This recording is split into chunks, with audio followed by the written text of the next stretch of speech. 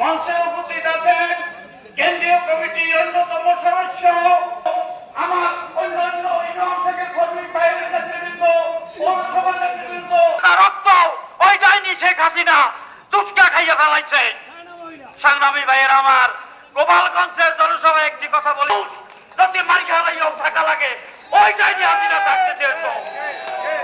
গোপালগঞ্জের জনসভা, বাগেরহাটের জনসভা একটা এই দেশের মানুষের জন্য কি করতেছিল আপনারা সবাই ভালো জানেন। আমরা অতীতে এই 17 বছরে নেতৃবৃন্দ আর কিছু বলার দরকার নাই, তাতে আপনাদের 2 মিনিট আমাদের উপস্থাপনা করতে গিয়ে যায়।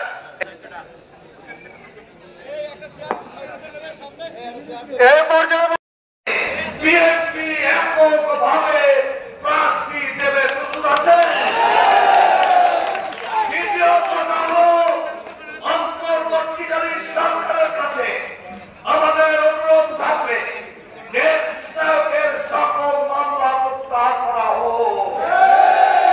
দ্বিতীয় কথা হলো মজুরি কমিশন আমার পুনর্মূল্যায়ন করে গার্মেন্টস শিল্প যা শহীদ রাষ্ট্রপতি জিয়া রহমান প্রতিষ্ঠা করেছে, বিদেশের লোক পাঠাতে মালয়েশিয়ায় আগে 68,000 আর ওরা নিয়েছে 5 লক্ষ।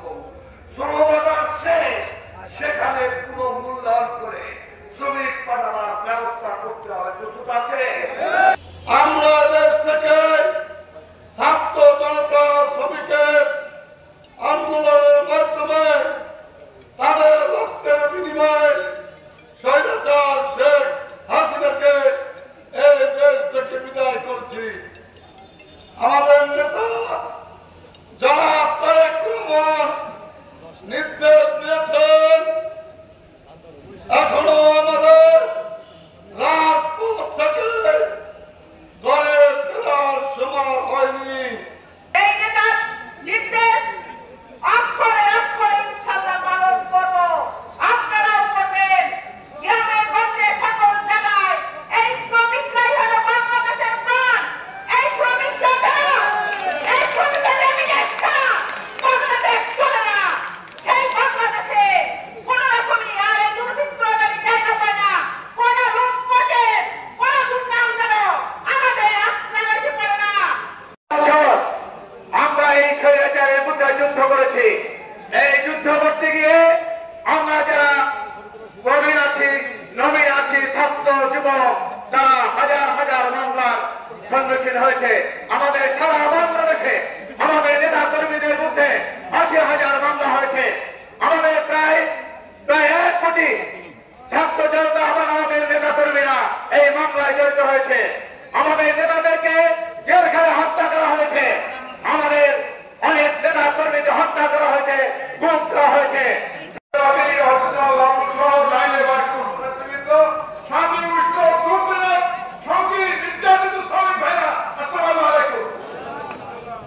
অনেক কথা বলার ছিল, সময় হয় না।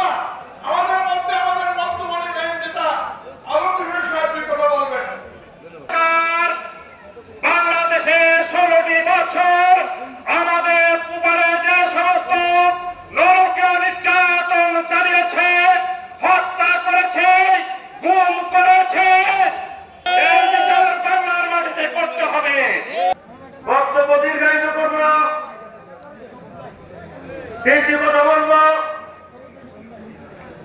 আগামীর রাষ্ট্রনায়ক, আমাদের অহংকার, যুবদলের অহংকার, দেশনায়ক তারেক রহমান বিগত কিছুদিন যাবৎ আমাদেরকে বারবার সতর্ক করতেছেন, কোন অনুপ্রবেশকারী এই দলে যেন স্থান না পায়, কোন দুষ্কৃতিকারী এই দলে যেন কারো সাথে স্থান না পায়, যাতে তারা এই দলে ঢুকে বিশৃঙ্খলার সৃষ্টি না করতে পারে, সেদিকে আমাদের সজাগ দৃষ্টি রাখতে হবে।